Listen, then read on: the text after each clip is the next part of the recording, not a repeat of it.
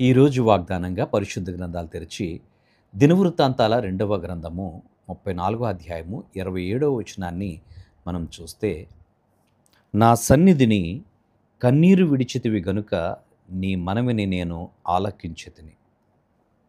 దేవుని నామానికి స్తోత్రం కలుగునుగాక. దేవుని సన్నిధిలో ఎవరైతే కన్నీరు కారుస్తారో ఆ కన్నీటిని దేవుడు తన కవిలలో చేర్చుకొని వారి ప్రార్థనలో ఆలకించేవాడు. కన్నీటితో దేవాది దేవుని పాదాలు మనం కడగటం నేర్చుకోవాలి.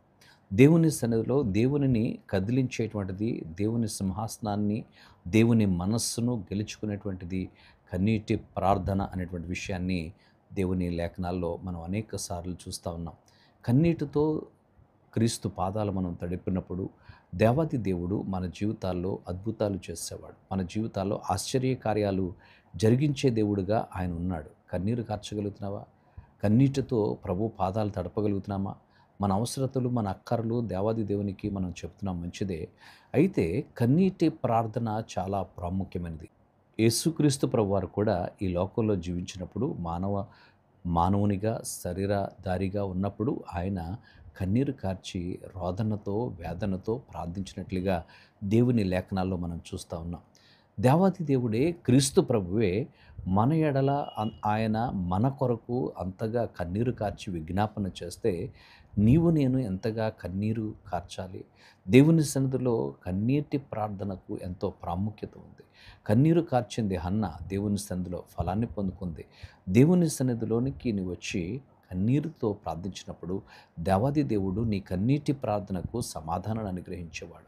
ఆయన అంటున్నాడు, నీవు కన్నీరు కార్చితివి గనుక నీ ప్రార్థన నేను ఆలకించి అనేటువంటి మాటను దేవాది దేవుడు తెలియచేస్తున్నాడు. ప్రియ సహోదరి సహోదరుడా, దేవుని సన్నిధికి వచ్చి ఏదో అలవాటుగా వెళ్ళిపోతున్నావేమో. ప్రభు సన్నిధిలో నీవు హృదయాన్ని కుమ్మరించి కన్నీరు కార్చినప్పుడు ఆయన నీ ప్రార్థనకు జవాబిచ్చి నీకు సమాధానం అనుగ్రహించేవాడుగా ఉన్నాడు. దేవాది దేవునికి మన హృదయాలు అప్పగించి ఆయన సన్నిధిలో మన అడుగు ప్రతిదానిని పొందుకున్నట్లుగా కన్నీటితో ప్రార్థన చేద్దాం. పరిశుద్ధుడా, నీకు వందనాలు. ఈ కొద్ది మాటలు మా వెనుకలో దీవించండి. కన్నీటితో నాయన నీకు మొరపెట్టినప్పుడు నీవు ఆలకించే దేవుడుగా ఉన్నావని భక్తుడు తెలియజేస్తా ఉన్నాడు. ఈ కొద్ది మాటలు మా వెనుకల్లో దీవించి నాయన మా ప్రార్థనలకు సమాధానము దయచేయమని యేసయ్య నామమున అడుగుచున్నాము తండ్రి. ఆమేన్.